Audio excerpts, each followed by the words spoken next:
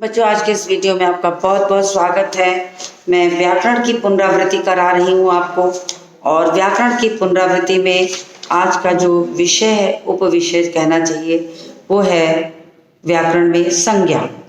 इसके पहले मैंने आपको शब्द पढ़ाया था, शब्द भेद बताया है। आज मैं संज्ञा पढ़ाने चल रही हूँ। अब संज्ञा पढ़ाने से पहले मैं आपको एक अनुच्छेद बोर्ड पर लिख रही हूँ या कुछ पंक्तियां लिखती हूँ। आप उसको देख करके अपनी पुस्तक पर से संज्ञा चुन करके आप उसको अलग से लिखिए, क्योंकि ये पुनरावृत्ति सेशन है, आपका रिवीजन चल रहा है, तो आपको संज्ञा की पहचान करना आता है। तो मैं जब लिखूंगी तो मैं बाद में रेखांकित करूंगी, आप उसमें से चुनकर संज्ञा शब्द को अलग से लिखते जाइए। तो शुरू करिए, आप भी लिखना, आप लिखना शुरू करिए। मैं बोलती चलूंगी और साथ ही साथ मैं लिखूंगी, आप उसको रेखांकित करिएगा। यह भारत के राष्ट्रपिता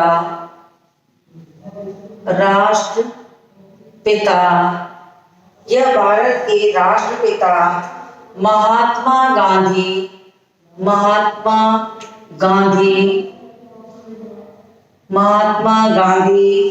का चित्र है। मैं पूरा नहीं लिखूंगी, लेकिन मैं जो अनुच्छेद लिख रही हूँ इसमें से आपको संज्ञा शब्द चुनना है। तो आप ध्यान से सुन के लिखिए। एक शब्द को दो बार नहीं करिएगा, एक शब्द को एक बार ही करिएगा। गांधी जी का जन्म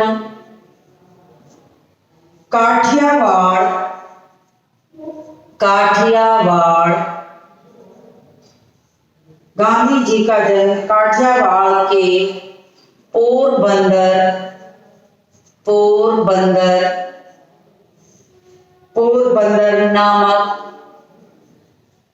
नामक स्थान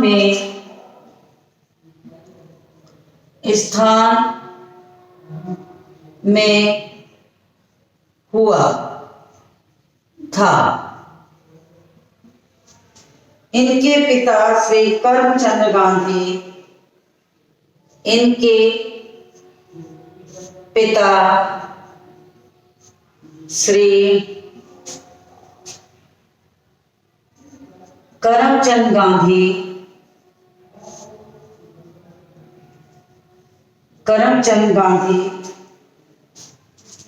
पोरबंदर रियासत के दीवान थे।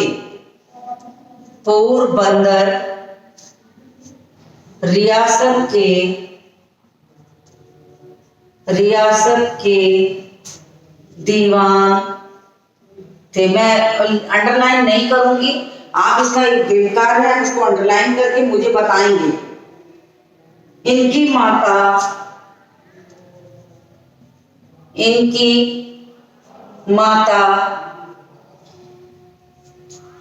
पुतली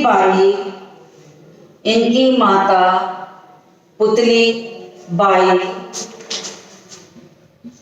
पूरा नहीं लिखूंगी, सिर्फ 4 लाइनें लिख रही हूं। पुतली बाई धार्मिक विचारों की महिला थी।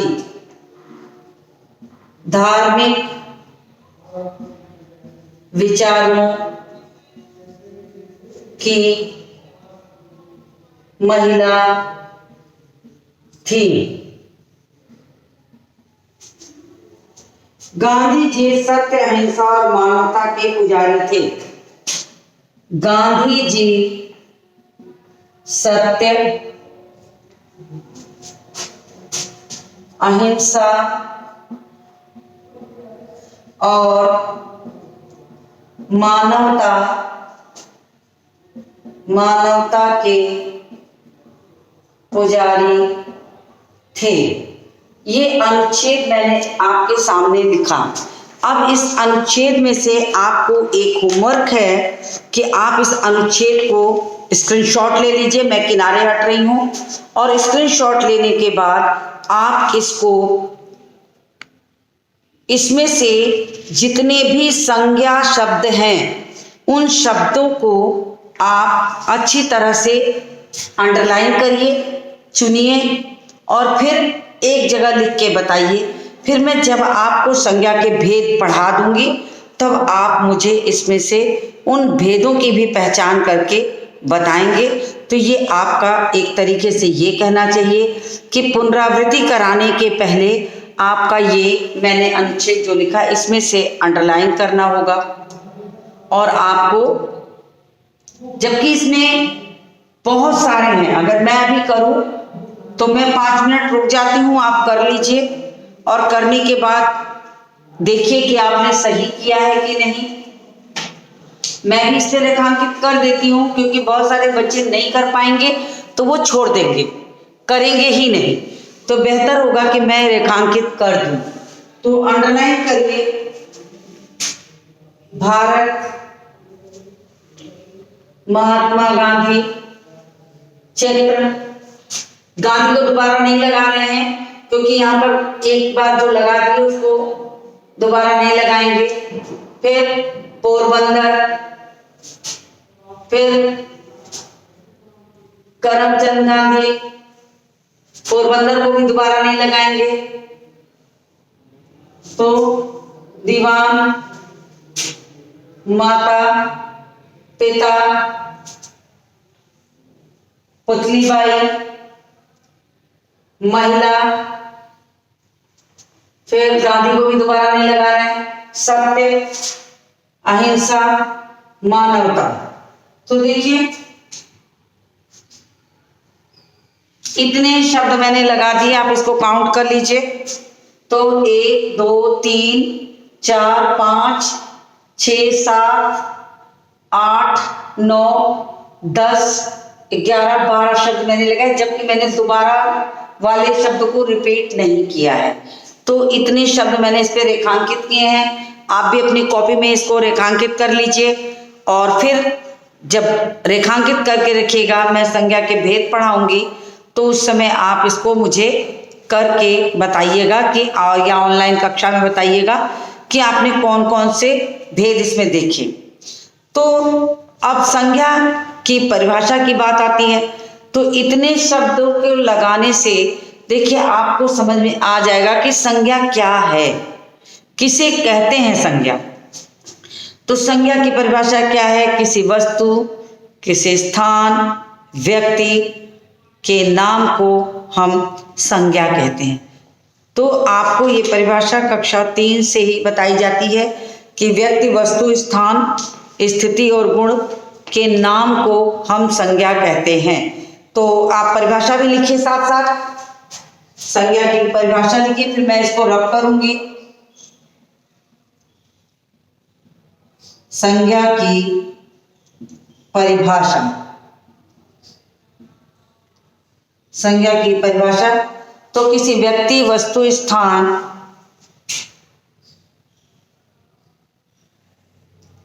किसी व्यक्ति, वस्तु, स्थान, किसी व्यक्ति, वस्तु, स्थान, साथ साथ लिखेंगे तो मेरा भी काम जल्दी पूरा होगा, आपका भी। स्थिति, गुण, गुण, दशा आदि के नाम को संज्ञा कहते हैं। जैसे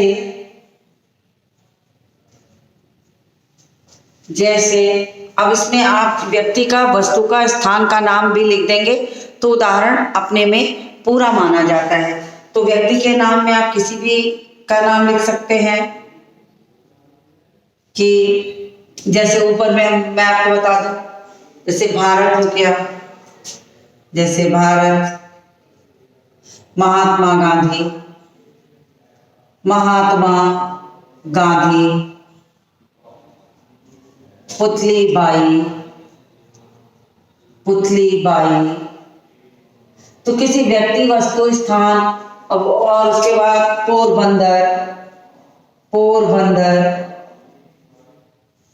पोरबंदर आदि, इस तरह से आप कोई भी उदाहरण लिख सकते हैं।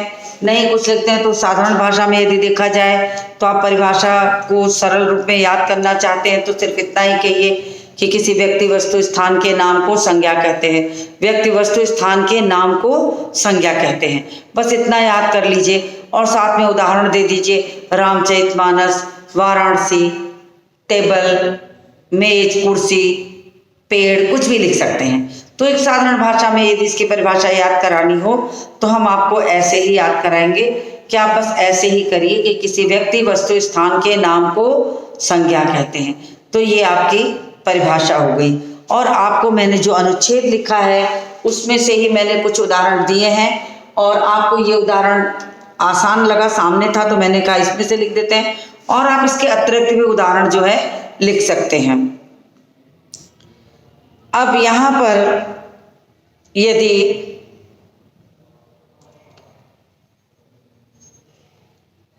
अब बहुत सारी ऐसी चीजें होती हैं जिसमें हम ये मानते हैं कि कुछ संज्ञाएं ऐसी होती हैं जो प्राणीवाचक होती हैं और कुछ संज्ञाएं ऐसी होती हैं जो अप्राणीवाचक होती हैं।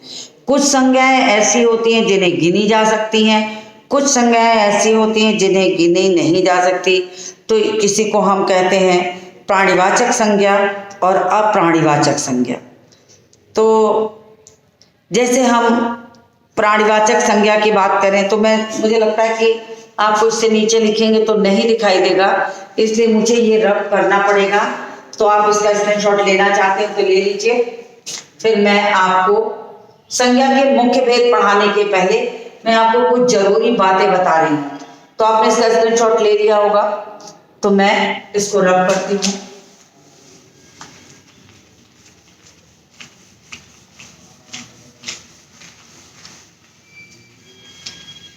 तो सबसे पहले संज्ञा की परिभाषा अगर आपको याद हो गई तो आप देखते हैं कि बहुत सारी चीजें ऐसी भी होती हैं जो जीवित अवस्था में नहीं होती मगर संज्ञा होती है।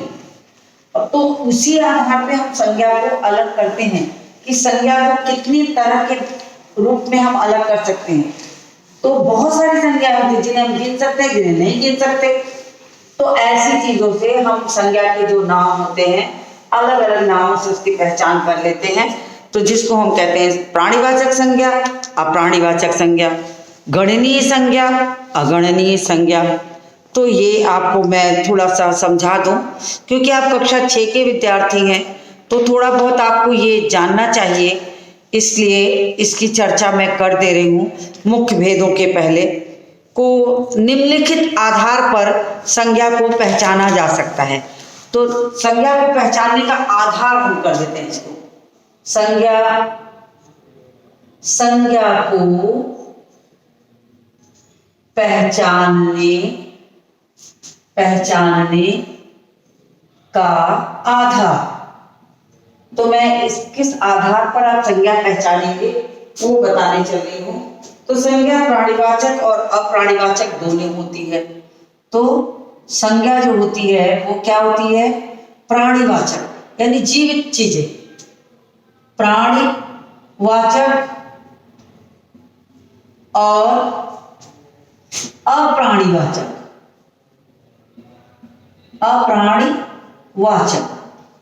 तो दो हो गई, ये दोनों होती है। संज्ञा प्राणीवाचक भी होती है, अप्राणीवाचक। अब आप ध्यान से देखिए कि प्राणीवाचक में जो जीवित चीजें होंगी वो आ जाएंगी और अप्राणीवाचक में वो सारी चीजें आ जाएंगी जो जीवित अवस्था में नहीं है। जैसे अगर हम आदमी, पशु, पक्षी, लड़की, महिला, ये सारी चीजों को कहें तो ये प्राणीवाचक में आ जाएंगे। आदमी, पुरुष, महिला, पशु, पक्षी, ये सारे प्राणीवाचक हैं क्योंकि इनमें जीवित है। अब अप्राणीवाचक की बात करें तो अप्राणीवाचक की बात करते हैं तो क्या होगा कि जो चीजें जीवित अवस्था में नहीं हैं वो आएंगी आपकी अप्राणीवाचक में। जैसे घर हुआ, पुस्तक हुआ, नदी हुआ, पर्वत हुआ, ये सारी चीज। तो इसमें क्या आएगा? घर, नदी, पर्वत, पेड़, घर, नदी, पर्वत, पेड़, ये सारी चीजें जो होती हैं वो जितनी अप्राणीवाचक संज्ञा होती हैं। यानी कि ऐसा नहीं है कि ये संज्ञा नहीं है, मगर आपको उसके पहचानने का आधार बना के चलना है।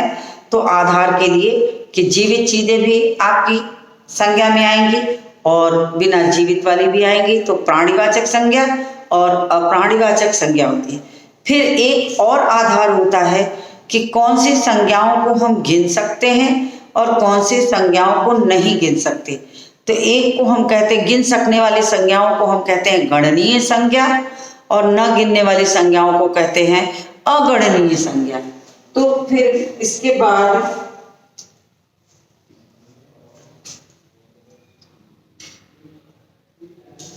तो इसका दूसरा आधार क्या है कि गिन सकने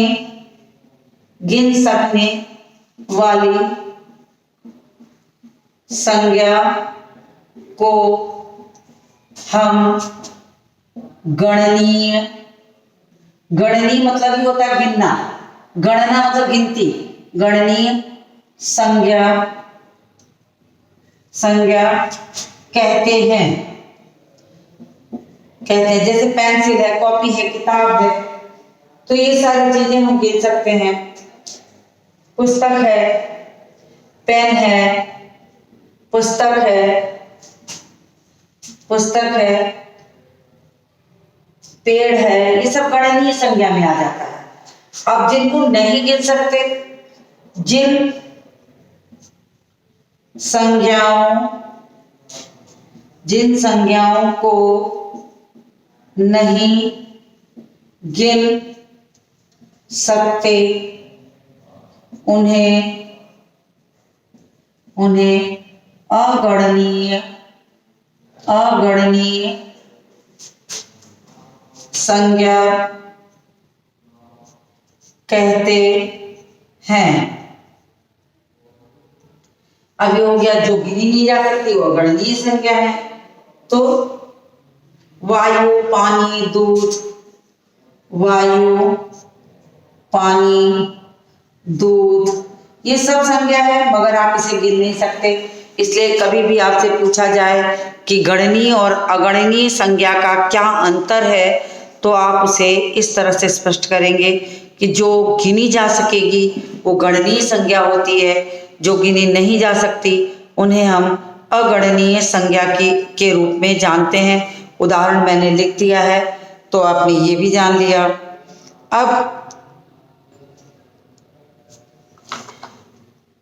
अब मैं आपको समझाती हूँ कि संज्ञा शब्द प्रायः 3 प्रकार की भूमिका निभाते हैं, कर्ता की, कर्म की और पूरक की।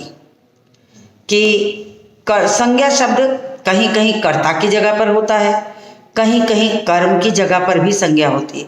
जैसे अगर मैं कहूँ कि राम ने मोहन को पुस्तक दी, तो राम ने मोहन को पुस्तक दी, इसमें राम, मोहन और पुस्तक तीनों संज्ञा है।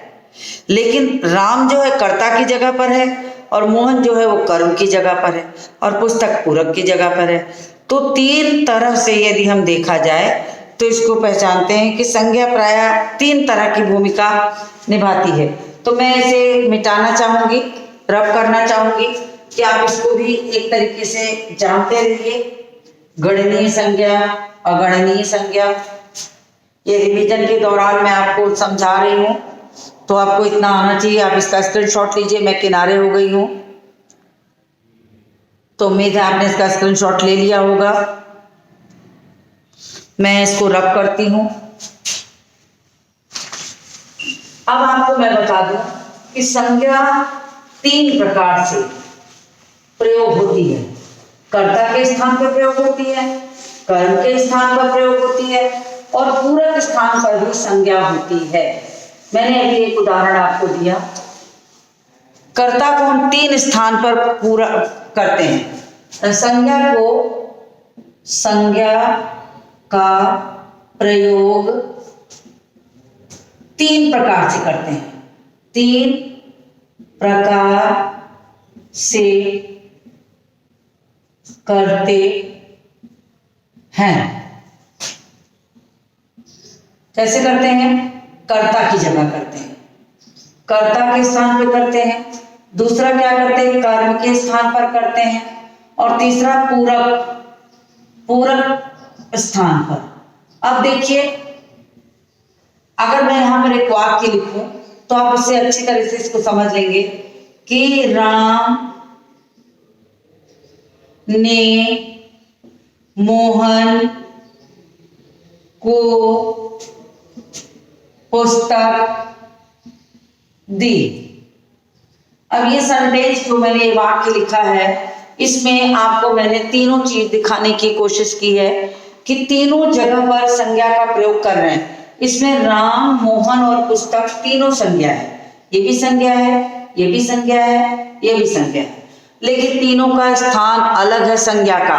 अब ये राम जो संज्ञा है ये कर्ता की जगह पर है और मोहन जो है वो कर्म की जगह पर है, तो ये पूरक की जगह पर हो जाएगी, क्योंकि वाक्य को पूरा करने के लिए हमें पुस्तक की आवश्यकता है, पुस्तक लिखना है, तो पूरक स्थान पर हो जाते हैं, चाहे वो कर्म हो, चाहे क्रिया हो, चाहे किसी अन्य रूप में हो। तो हम तीनों रूप से कह सकते हैं। अब इसको हम काल के अनुसार भी परिवर्तित कर सकते हैं। काल के अनुसार कैसे? कि अगर हम प्रेजेंट टेंस में बात करेंगे तो राम कर्ता की जगह पर आ जाता है। ये कर्ता जो होता है ये वर्तमान काल में होता है। वर्तमान काल से अगर हम वाक्य राम जाता है तब ये कर्ता जो है वर्तमान काल में जाएगा, वर्तमान काल में। और अगर हम कहते हैं कि बच्चे खेल रहे हैं तो बच्चे कर्म के स्थान पे चले गए। तो इस तरीके से आपको तीनों स्थान पर ये मिलते हैं। अब मैंने आपको 3-4 चीजें समझा दी। एक तो मैंने संज्ञा को पहचानने का आधार बताया कि आप कैसे पहचानेंगे, तो प्राणीवाचक, अप्राणीवाचक बताया। साथ ही साथ दूसरा आधार बताया कि गिन के और बिना गिने भी, तो गणनीय और अगणनीय। अब मैंने इसके बाद आपको बताया कि संज्ञा के प्रयोग करने के लिए 3 प्रकार से हम इस संज्ञा को प्रयोग करते हैं। कभी हम कर्ता की जगह करते हैं, कभी हम कर्म की जगह करते हैं, और कभी हमको संज्ञा को पूरक स्थान पर ले आकर के प्रयोग करना पड़ता है। तो तीनों तरह से इसका प्रयोग होता है। तो ये 3-4 बातें जो जरूरी मैंने बताई, इसको आप याद रखिए। फिर उसके बाद मैं अब आपको संज्ञा के भेद बताती हूँ। तो संज्ञा के भेद की बात करते हैं, तो इसको भी रब कर देते हैं, इसकी भी आवश्यकता आपको नहीं है, तो इसको रब करके मैं आप संज्ञा के भेद बताऊंगी। अब संज्ञा के भेद, तो संज्ञा के कुल कितने भेद होते हैं? तो पहले के समय की बात छोड़ दीजिए, अब मैं आज के समय के हिसाब से आपको बता रही हूँ। पहले लोग संज्ञा के 5 भेद मानते थे, लेकिन आज उन्हें मिला दिया गया है, तो कुल मिलाकर संज्ञा के जो हैं वो 3 भेद ही होते हैं। तो पहला है व्यक्तिवाचक संज्ञा, व्यक्तिवाचक संज्ञा, व्यक्तिवाचक संज्ञा। दूसरा है जातिवाचक संज्ञा, जातिवाचक संज्ञा। और फिर तीसरा है भाववाचक संज्ञा। तो ये आपके 3 भेद हो गए। अब पुरानी पुस्तकों में बहुत जगह आपको द्रव्यवाचक और समूहवाचक, द्रव्यवाचक और समूह, मैं यहाँ अलग लिख रही हूँ कि द्रव्यवाचक संज्ञा और समूहवाचक, समूहवाचक संज्ञा। तो ये तो और आपको किसी किसी पुस्तकों में या पुरानी पुस्तकों में मिल जाएगा। हालांकि ये सच है कि द्रव्य जैसे सोना हुआ, चांदी हुआ, ये सारे भी संज्ञा ही होते हैं, धातु होती है। और समूह की बात करें तो भीड़ हो गया, सेना हो गया, ये भी संज्ञा है। लेकिन ये सारी दोनों जो संज्ञाएं हैं पुराने समय में इन्हें हम 5 मानते थे, अब इनके भेद जो है 3 है, इनको इन्हीं में शामिल कर दिया गया है। यानी कि ये जातिवाचक संज्ञा के ही भेदों के रूप में पहचानते हैं हम इसे, द्रव्यवाचक और समूहवाचक। तो इतनी बात मुझे लगता है आपको समझ में आ गई होगी इस चार्ट से कि संज्ञा के मुख्यतः कितने भेद हैं। संज्ञा के मुख्यतः 3 भेद हैं, व्यक्तिवाचक, जातिवाचक और भाववाचक। अब जो पुरानी पुस्तकों और नई पुस्तकों में बहुत सारे बच्चों को या किसी घर में पुराने पढ़ाने वालों ने कभी बताया हो कि नहीं हमारे समय तो संज्ञा के 5 भेद होते थे, तो उनके दिमाग में जो ये 5 भेद थे, मैं उसको आपका संशय मिटाने के लिए यहाँ मैंने ये भी लिख दिया है कि द्रव्यवाचक और समूहवाचक। लेकिन अगर कभी भी आपको संज्ञा के भेद पर प्रश्न पूछे जाएं कि संज्ञा के कितने भेद होते हैं, तो आप सिर्फ 3 भेद लिखेंगे। संज्ञा के मुख्यतः 3 भेद होते हैं, व्यक्तिवाचक, जातिवाचक और भाववाचक। आपको इतना ही लिखना है, इसकी चर्चा नहीं करनी है जब तक कि आपसे ये अलग से पूछा न जाए। तब तक आपको द्रव्यवाचक और समूहवाचक को विस्तार से कहीं नहीं बताना। ये मैंने आपकी जानकारी के लिए बता दिया है कि द्रव्यवाचक और समूहवाचक जो है ये जातिवाचक संज्ञा का ही उपभाग है, तो इसी में इसको जोड़ देते। जैसे द्रव्य में सोना, गोल्ड जिसको कहते हैं, चांदी, ये धातुएं हैं, ये भी संज्ञा है। और समूह में भीड़ और सेना, ये भी आपकी भीड़ का ही रूप है। तो ये सब होते, ये सारी संज्ञाएं हैं, लेकिन हम इसको इसी में शामिल कर दिए हैं। तो आपको इतनी बात भी अच्छी तरह समझ में आ गई होगी। इसमें अगर कोई कंफ्यूजन होगा तो आप ऑनलाइन कक्षाओं में अवश्य पूछिएगा, अन्यथा आपको ये कंफ्यूजन बना रहेगा। तो मैं अब आपको व्यक्तिवाचक संज्ञा पढ़ाने चल रही हूँ, तो मैं इसको रख करके या मैं इसको मिटा देती हूँ और एक को ही लेके अब चलती हूँ। अब मैं इसको मिटा करके यहाँ पर मैं व्यक्तिवाचक संज्ञा आपको उसकी परिभाषा और बाकी चीजें भी बताऊंगी। तो पहला हो गया व्यक्तिवाचक संज्ञा। अब देखिए संज्ञा की परिभाषा जो होती है, उसमें संज्ञा की परिभाषा में हम क्या कहते हैं, हम यही तो कहते हैं कि किसी व्यक्ति, वस्तु और स्थान के नाम को संज्ञा कहते हैं। सीधे सीधे साधारण और सरल शब्दों में है कि किसी व्यक्ति, वस्तु, स्थान के नाम को संज्ञा कहते हैं। लेकिन जब व्यक्तिवाचक संज्ञा की बात आती है तो हम उसी शब्दों के साथ विशेष लगा देते हैं, तो उसकी परिभाषा अपने आप बन जाती है। किसी विशेष व्यक्ति, विशेष वस्तु और विशेष नाम को हम संज्ञा कहते हैं। किसी संज्ञा कहेंगे तो हम आदमी भी संज्ञा है और राम भी संज्ञा है, पुरुष भी संज्ञा है और मोहन भी संज्ञा है। लेकिन पुरुष में संज्ञा हुई तो वो आपकी जातिवाचक संज्ञा हो जाएगी, लेकिन जब हम उसको राम, मोहन इत्यादि नाम देंगे तो वो विशेष व्यक्ति का नाम हो जाएगा, और विशेष व्यक्ति का नाम होने के साथ साथ उसकी परिभाषा तुरंत बदल जाएगी। वो क्या हो जाएगा, व्यक्तिवाचक संज्ञा। तो इसकी परिभाषा क्या हुई कि किसी विशेष व्यक्ति, विशेष वस्तु और विशेष स्थान के नाम को संज्ञा कहते हैं। तो लिखिए, किसी विशेष व्यक्ति, विशेष वस्तु, विशेष वस्तु और विशेष स्थान के नाम को